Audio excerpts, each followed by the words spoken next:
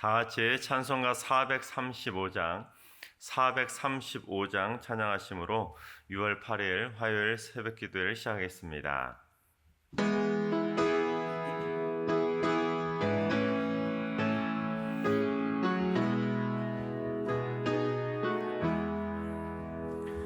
나의 영원하신 기억 생명보다 귀하다. 나의 갈 길 다가도록 나와 동행하소서. 주께로 가까이 주께로 나의 갈 길 다가도록 나와 동행하소서.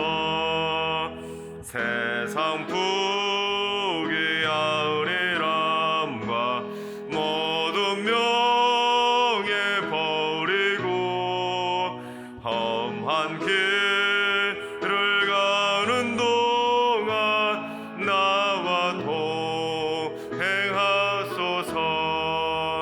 주께로 가까이 주께로 가오니 나의 갈 길 다가도록 나와 동행하소서. 어두운 곳 작게 나가며 험한 바다 건너서 천국 문에 이르도록 나와 동행하소서. 주께로 가까이 주께로 가오니 나의 갈 길 다가도록 나와 동행하소서.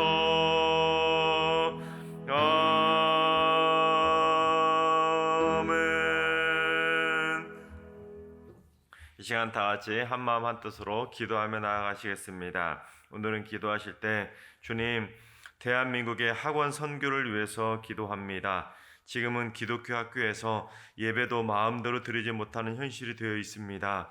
주님, 학생들에게 기독교 가치관을 심어줄 수 있는 복음의 권하기념이 훼손되지 않도록 학원 선교를 저해하는 사립학교법을 막아주시고, 이를 위해 먼저 기독교 학원들이 사회로부터 지탄받는 대상이 아니라 투명하고 모범적인 건강한 사학들이 될 수 있도록 하나님께서 우리 기독교 학교들을 지켜주시도록 학원 선교를 위해서 기도해 주시기 바랍니다. 두 번째는 주님, 어린 자녀들을 키우고 있는 승리교회 젊은 어머니들을 위해서 기도합니다. 육아에 지치거나 스트레스 받지 않도록 장중의 발로 붙잡아 주시고, 어린 자녀들이 온유와 사랑으로 잘 자라가며 지혜와 믿음도 무럭무럭 자라갈 수 있도록 인도해 주시옵소서. 임신 중인 산모들은 순산케 하시고 산후 우울증도 없도록 회복의 손길로 역사하여 주시옵소서. 육아 중인 젊은 어머니들을 위해서 기도해 주시기 바랍니다. 세 번째는 주님, 승리교회의 유전질환이나 희귀질환으로 고통받고 있는 성도들을 고쳐주시옵소서. 가족력이 있는 가정들을 더욱더 지켜주셔서 질병의 고통이 자녀손들에게 이어지지 않도록 주님의 능력으로 질병의 사슬을 끊어주시옵소서. 또한 희귀질환으로 어려움에 있는 이들을 위한 안정적인 치료의 길이 속히 열릴 수 있도록 주님 역사해 주시옵소서. 유전질환이나 희귀질환으로 고통받고 있는 우리 성도들을 위해서 기도해 주시기 바랍니다. 이 시간 세 가지 기도 제목으로 3분 정도 통성으로 기도하시겠습니다. 기도합니다.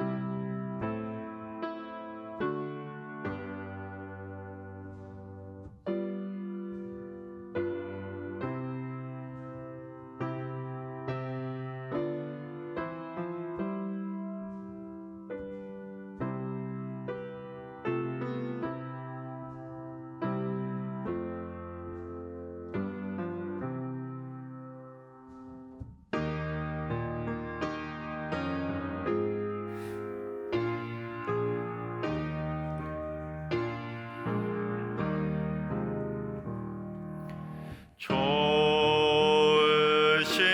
하나님, 좋으신 하나님, 참 좋으신 나의 하나님.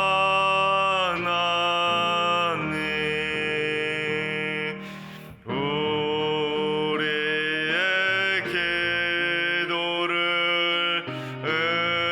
응답해 주시는 참 좋으신 나의 하나님.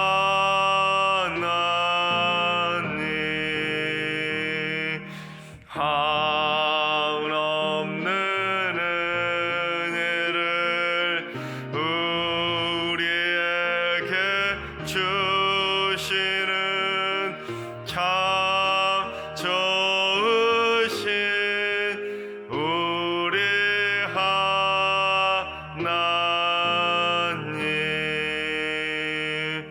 아멘.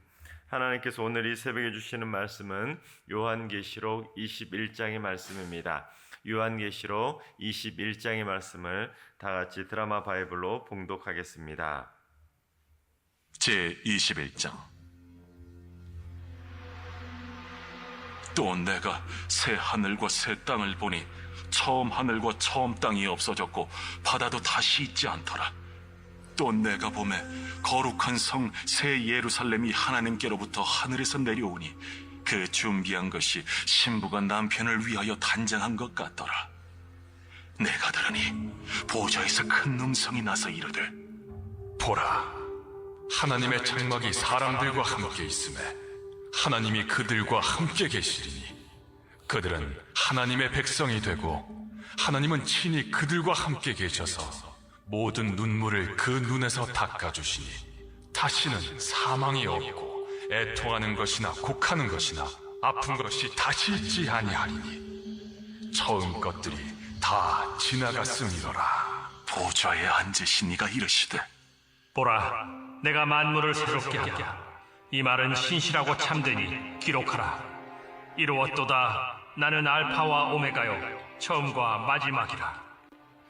내가 생명수 샘물을 목마른 자에게 값없이 주리니 이기는 자는 이것들을 상속으로 받으리라.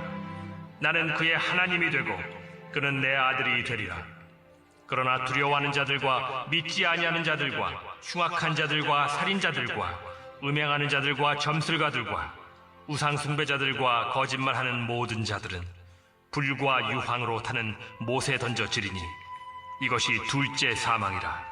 7 대접을 가지고 마지막 7 재앙을 담은 7 천사 중 하나가 나와서 내게 말하여 이르되, 이리 오라.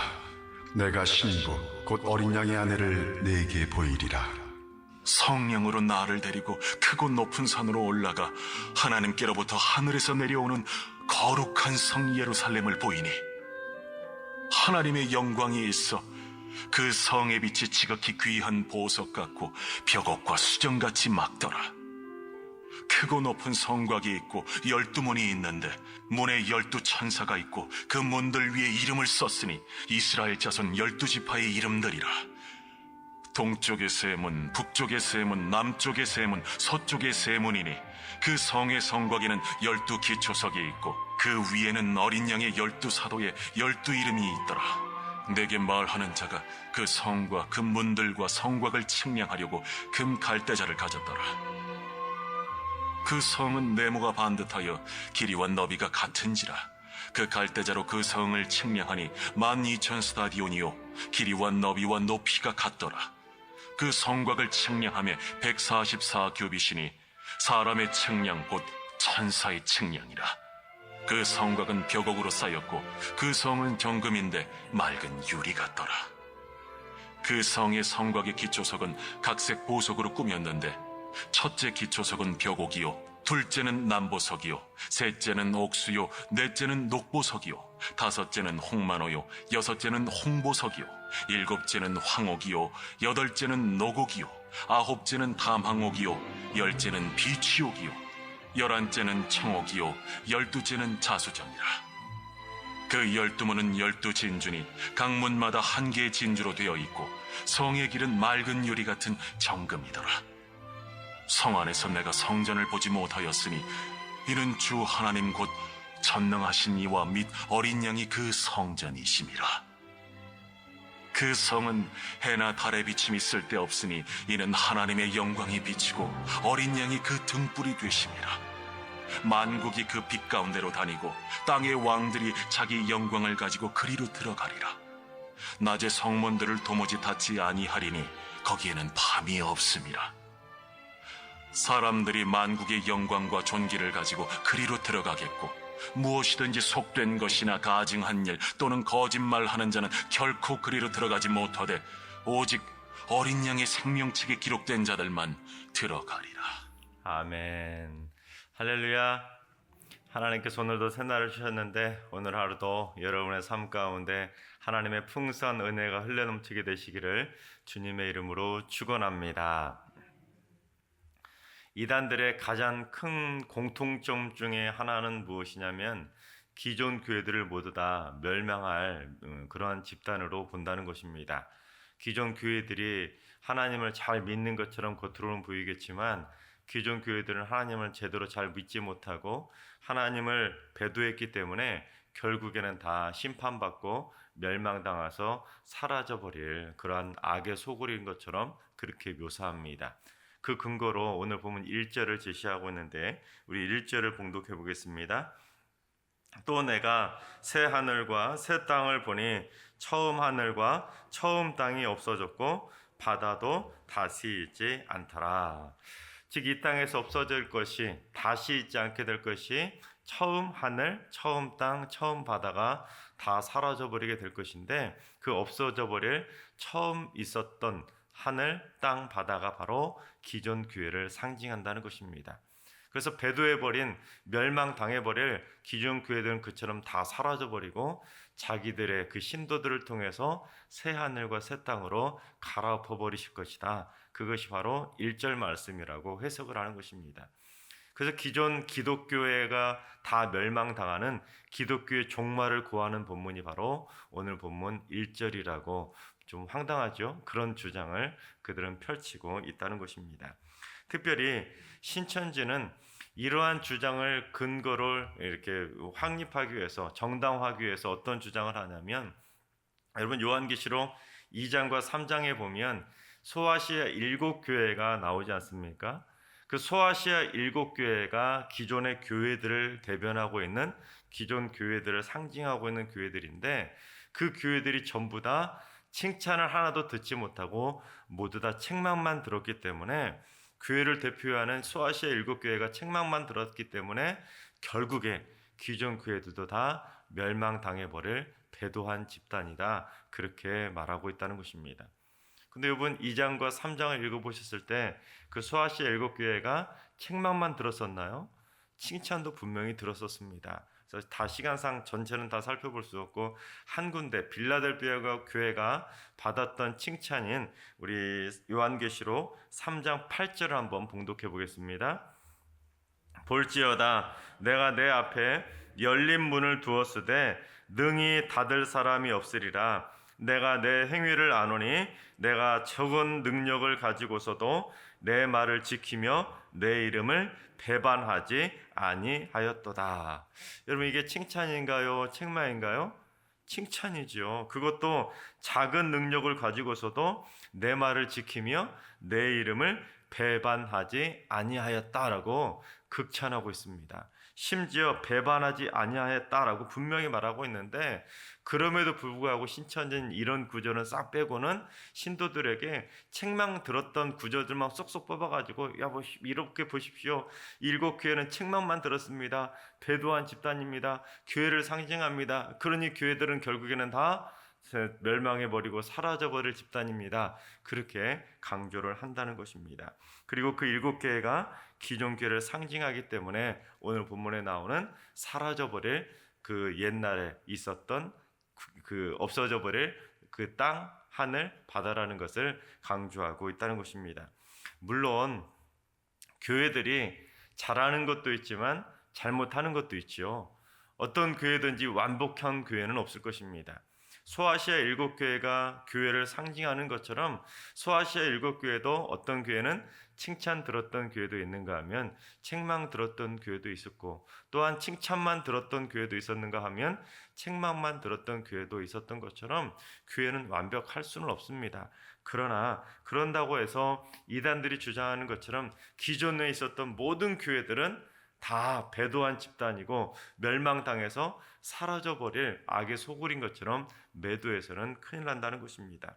여러분, 기존 교회들을 그렇게 다 싸잡아가서 맹비단하고 있는 그런 이단들의 가르침에 주의하시기 바랍니다. 여러분, 교회를 함부로 비난하는 것은 교회의 머리가 되시는 예수님을 비난하는 것과 같은 심각한 죄악입니다. 교회를 비난하는 것, 함부로 비난하는 정죄의 입술이 되었다가는 예수님의 얼굴에 욕을 하는 것이나 마찬가지이기 때문에 심각한 죄악입니다. 여러분, 교회를 함부로 비난하는 비난의 입술이 되지 마시고 여러분이 몸담고 계시는 우리 승리교회를 날마다 사랑하고 날마다 칭찬하고 승리교회를 자랑할 수 있는 그러한 멋진 입술들이 다 되시기를 주님의 이름으로 축원합니다.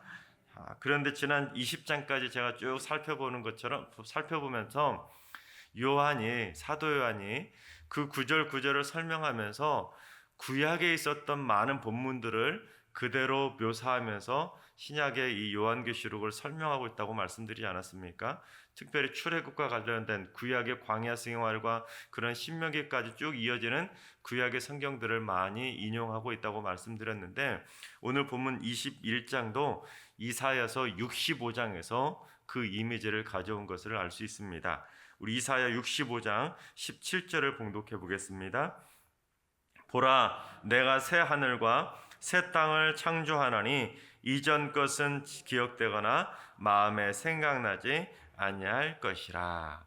새 하늘과 새 땅, 같은 이미지 아니겠습니까? 그런데 이 이사야 65장에는 새 하늘과 새 땅을 창조하시는 분명한 이유와 목적이 있다는 것도 분명히 밝히고 있는데, 우리 이사야 65장 18절 말씀을 봉독해 보겠습니다. 너희는 내가 창조하는 것으로 말미암아 영원히 기뻐하며 즐거워할지니라. 보라, 내가 예루살렘을 즐거운 성으로 창조하며 그 백성을 기쁨으로 삼고. 즉, 하나님께서 새 하늘과 새 땅을 창조하시면서 뭐 하라고 하십니까? 영원히 기뻐하며 즐거워하라는 것입니다. 왜냐하면 하나님께서 예루살렘을 거룩한 성으로 새롭게 창조해 주실 것이고 즐거운 성으로 창조해 주시고 그 백성들을 또한 기쁨으로 삼아 주실 것이기 때문에 너희들은 새하늘과 새 땅이 창조되면 영원토록 기뻐하고 영원토록 즐거워하라고 그렇게 권면하고 있다는 것입니다. 그래서 이 요한계시록 21장을 딱 받아들게 될 소아시아 성도들은 이것을 읽으면서 어떤 생각이 들겠습니까? 이사야 65장의 말씀을 머릿속에 기억하면서 그렇구나, 하나님께서 새 하늘과 새 땅을 창조하신 이유는 저 영원토록 기뻐하고 즐거워하라고 우리에게 말씀해 주셨지, 그것을 생각하면서 그래, 지금 이 고난과 핍박이 힘들겠지만 조금만 참으면 우리에게 하나님께서 즐거운 새로운 성, 기쁘고 즐거운 새로운 성, 새 예루살렘을 지어주실 것이니까 조금만 참자 하고는 기쁘고 즐겁게 그 고난까지도 이겨낼 수가 있었던 것입니다. 그처럼 이 요한은 구약의 이미지를 이 요한계시록으로 그대로 가져와 가지고 그 모든 것들을 이겨낼 수 있는 위로와 격려의 메시지로 삼고 있다는 것입니다. 자, 그런데 이 새 예루살렘이 뭘 상징하는지 우리 2절 말씀을 봉독해 보겠습니다. 또 내가 보매 거룩한 성 새 예루살렘이 하나님께로부터 하늘에서 내려오니 그 준비한 것이 신부가 남편을 위하여 단장한 것 같더라. 자, 그렇습니다. 이 거룩한 성 새 예루살렘은 새 하늘과 새 땅에 새롭게 창조하게 될 하나님의 교회를 상징하고 있습니다. 즉, 새롭게 창조될 교회는 마치 신부가 남편을 위해서 단장한 것처럼 아름답게 준비된 새로운 성이라는 것을 설명해주고 있습니다. 그래서 9절부터 여러분 쭉 보시면 그 어린 양의 아내이자 거룩한 성인 새 예루살렘 성의 아름답고 찬란한 모습들이 쭉 묘사가 되어 있습니다.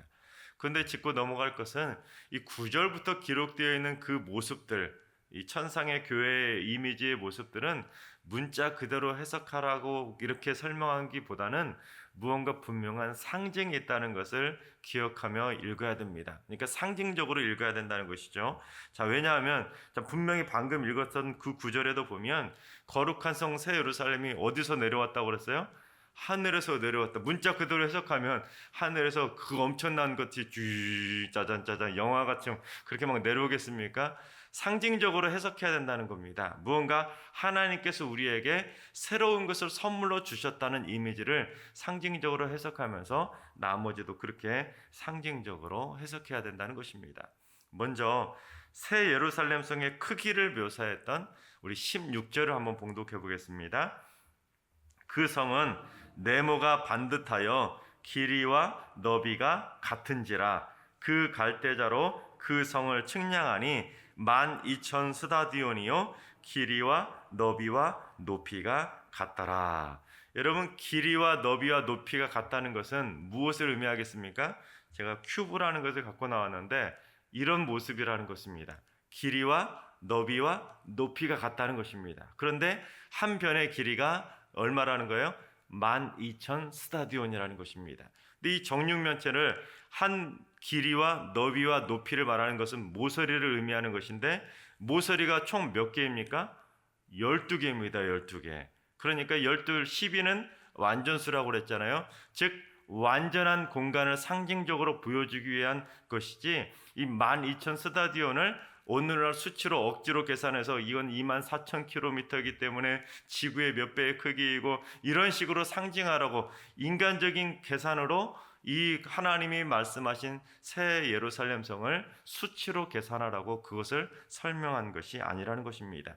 그래서 완전한 공간, 그 새 예루살렘 성을 상징하기 위해서 그 9절 쭉 뒤에를 보면은 이 10이라는 숫자가 계속 반복된다는 것을 알 수 있습니다. 그래서 완전수인 12가 새 예루살렘 성에는 12문과 12기초석이 있다. 그렇게 강조하면서 12문에는 12지파의 이름이 새겨져 있고 12기초석에는 12제자의 이름이 기록되어 있다라고 12, 그 12의 완전수를 계속 반복하고 있습니다. 또한 성곽은 12가지 보석으로 되어 있고 12문은 12진주로 되어 있다고 해서 계속 완전수 12를 계속 반복하고 있습니다. 그런데 제가 어제도 말씀드렸지만 1000이라는 숫자가 완전수를 상징한다고 말씀드리지 않았습니까? 그래서 그 완전수 12 곱하기 완전수 1000을 합하면 곱하면 몇이 됩니까? 12,000 스타디온이 된다는 것입니다. 그리고 한 변의 길이가 12,000 스타디온인데 이 한 변의 길이 12,000 스타디온 곱하기 이 정육면체의 총 모서리가 몇 개라고 그랬죠? 12개라고 그랬잖아요. 12,000 스타디온 곱하기 12 완전수로 곱하면 몇이 되는 것입니까? 14만 4천이 딱 되는 것입니다. 여러분 신기하게 딱딱 떨어지지 않습니까? 즉 이 7장에서 제가 14만 4천은 무엇을 상징한다고 말씀드렸습니까?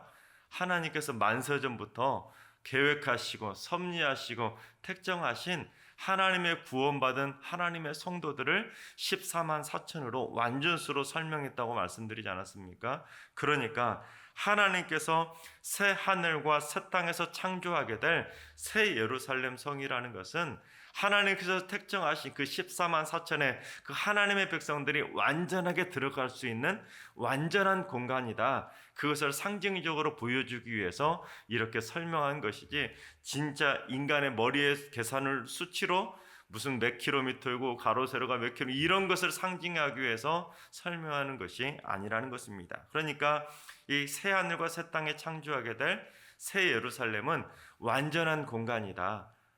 하나님께서 택정하신 하나님의 백성들이 살게 될 완전하고 완벽한 공간이라는 것을 상징적으로 보여주고 있다는 것입니다. 그런데 이것을 인간의 계산으로 가로는 24,000km에 해당되고 이런 식으로 계산하게 되면 하나님이 창조하신 새 예루살렘 성의 공간을 인간의 머리의 이성으로 가둬두게 되는 것입니다. 자, 여러분 생각해 보세요. 분명히 9절부터 쭉 읽다 보면 하나님께서 나는 알파와 오메가라고 말씀드렸고, 또한 9절부터 쭉 읽다 보면 그 새 예루살렘성에는 뭐가 없냐면 성전이 없습니다. 성전이. 왜 성전이 없냐면 어린 양이신 주님 자체가 성전이기 때문에. 자, 그러면 그 새 예루살렘성에는 예수님도 계시고 하나님도 계셔요. 그런데 인간의 수치로 계산해서 12,000 스타디온을 요즘 계산으로 따지면 24,000km인데, 그처럼 24,000km에 있는 공간 안에 하나님을 가두는 것이 되기 때문에, 자칫 잘못하면 수치로 문자 그대로 해석하면 하나님을 인간의 이성으로 가두는 것이 되기 때문에 이것은 상징으로 계산해야 된다는 것입니다. 하나님도 계시고 어린 양이신 예수님의 성전도 들어가고 하나님께서 택정하신 모든 구원받은 하나님의 백성들도 완벽하게 들어갈 수 있는 완전한 공간, 그 공간이 바로 새 예루살렘 성이다. 마지막 우리가 보게 될 천상의 천국의 모습이 되는 것이다 라는 것을 상징적으로 해석해야 되는 것이지, 문자 그대로 해석하면 하나님을 인간의 이성 안에 가두는 것이 되기 때문에 잘못하면 위험한 해석이 될 수가 있다는 것입니다. 또한 새 예루살렘이 수많은 보석으로 치장되어 있다고 하는 것도 그냥 나중에 가보면, 천국에 가보면 그런 보석들로 막 치장되어 있다는 것을 의도적으로 보여주기 위해서 그걸 설명하는 것이 아니라, 당시 로마의 압제를 받고 있었잖아요. 근데 로마의 황궁과 로마의 그 수많은 그러한 궁전과 화려한 신전들의 모습이 그렇게 금은보와 보석으로 치장되어 있지만, 아무리 로마의 그러한 궁전이 화려하다 할지라도, 로마의 신전들이 아무리 화려하다 할지라도 새 예루살렘 성에 비하면 아무것도 아니다는 것을 비교하기 위해서 그렇게 묘사하고 있다는 것입니다. 무엇보다도 결정적으로 중요한 건 뭐냐면 이 새 예루살렘 성을 누가 보여주었냐는 것입니다. 여러분 9절을 보시면 7 대접을 가지고 마지막 7 재앙을 담은 7 천사 중 하나가 이 9절부터 새 예루살렘 성을 쭉 보여주었다고 말하고 있습니다. 그런데 요한계시록 17장 1절도 한번 보시면 7 대접을 가진 7 천사 중 하나가 또 다른 하나를 보여주었었습니다. 이미 뭘 보여주었었냐면 큰 음녀의 성인 큰 성 바벨론이 멸망당할 것이라는 것을 7 대접을 가지고 있던 그 천사 중에 하나가 보여주었습니다. 똑같지 않습니까? 동일하게 7 대접, 마지막 재앙이었던 7 대접을 가진 천사 중에 하나가 2가지를 보여주는 겁니다. 하나는 뭘 보여줘요? 멸망당하게 될 큰 음녀의 성인 큰 성 바벨론을 보여주고 있고, 또 한 천사는 뭘 보여준다는 겁니까? 새로운 땅에, 새 하늘과 새 땅에 들어서게 될 새 예루살렘 성을 보여주고 있다는 것입니다. 둘을 비교해 보라는 것입니다. 어떤 것이 진짜인지 한번 비교해 보라고 보여주고 있는 것인데, 큰 성 바벨론인 음녀가 자신을 어떻게 꾸몄었는지 우리 17장 4절을 봉독해 보겠습니다. 그 여자는 자줏빛과 붉은빛 옷을 입고 금과 보석과 진주로 꾸미고 손에 금잔을 가졌는데 가증한 물건과 그의 음행에 더러운 것들이 가득하더라. 즉 큰 음녀의 성인 바벨론이 온갖 금과 보석과 진주로 꾸며졌지만 새 예루살렘 성에 비교하면 큰 성 바벨론은 아무것도 비할 것이 되지 못한다라는 것을 보여주기 위해서 비교하고 있다는 것입니다. 그래서 이것은 우리 21장에 나와 있는 여러 가지 금은 보화 같은 것들을 문자 그대로 치장하는 것을 강조하기 위해서 보여주려는 것이 아니라, 멸망해버릴 성, 큰 성 바벨론은 결국에는 더럽고 가증한 영광이지만 새롭게 하나님께서 창조하게 될 새 예루살렘 성의 영광은 찬란하게 빛나게 될 영원한 거룩한 영광이다. 그것을 비교해주고 있다는 것입니다. 그래서 천국에 가면 어떤 보석이 있냐, 보석에 관심 있으신 분들은 무슨 보석 그런 것이 눈에 들어오시게 되겠지만 그런 거 보라고 이것을 설명하는 것이 아니라는 것입니다. 그런데 지금 사도 요한은 요한계시록을 받아보게 될 성도들에게 촉구하고 있는 것입니다. 너희들 이제 멸망하게 될 큰 음녀의 성인 바벨론을 선택할 것이냐, 아니면 새하늘과 새 땅에 하나님께서 만들어 주실 새 예루살렘 성인 찬란하게 빛나게 될 거룩한 성 새 예루살렘을 선택할 것이냐, 둘 중에 하나를 선택하라고 두 성의 모습을 비교해 주고 있다는 것입니다. 그렇게 되면 요한계시록을 받아보고 딱 읽게 될 그 소아시아 성도들은 뭘 선택하겠습니까? 큰 음녀의 성인 바벨론은 멸망하게 될 더럽고 가증한 성이구나.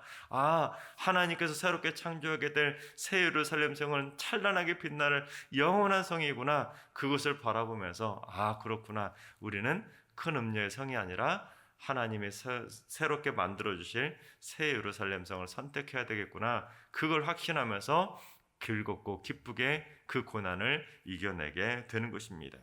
그리고 결정적으로 중요한 구절이 있는데 우리 두 성의 차이점이 4절입니다. 우리 4절을 봉독해 보겠습니다.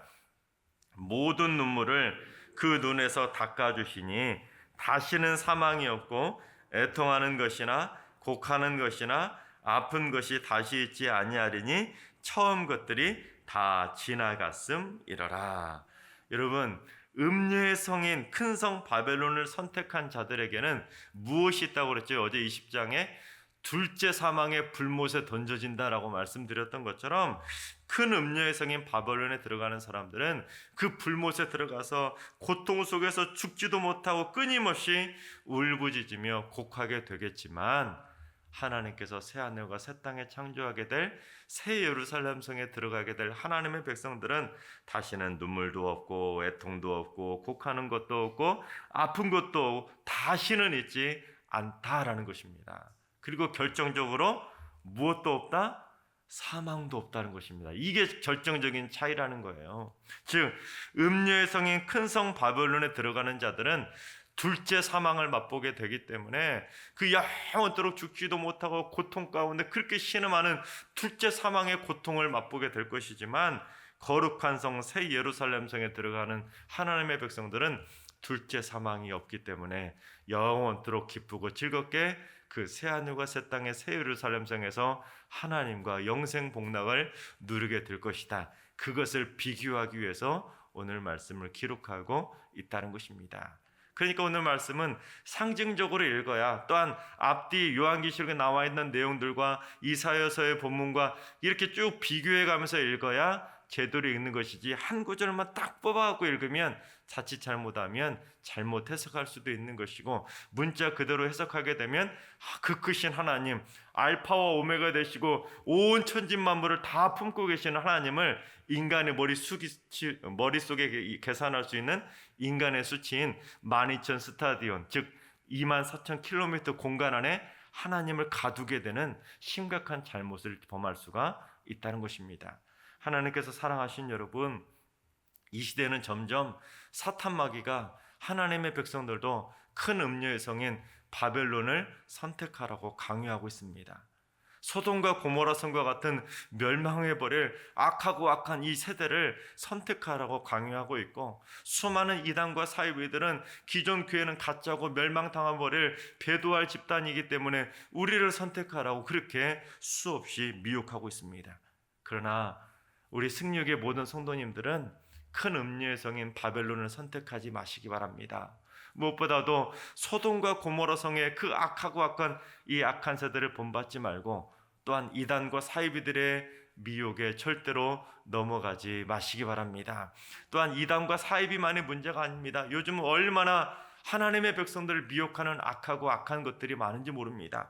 잘못된 이념이나 사상, 공산주의나 사회주의, 종교다원주의, 뉴에이지 같은 수많은 악한 이성을 마비시키고 하나님을 버리게 만드는 수많은 악한 것들이 많이 있는데, 그런 것들에 절대로 넘어가지 마시고 우리 모두 다 어린 양이신 주님의 신부가 되어서 다시는 눈물과 애통도 없고 곡함과 질병도 없고 무엇보다도 둘째 사망이 없는 영생의 복을 누리게 될 새 예루살렘 성에서 우리 모두 다 주님과 함께 영생 복락을 누리게 되시기를 주님의 이름으로 축원합니다. 기도하겠습니다.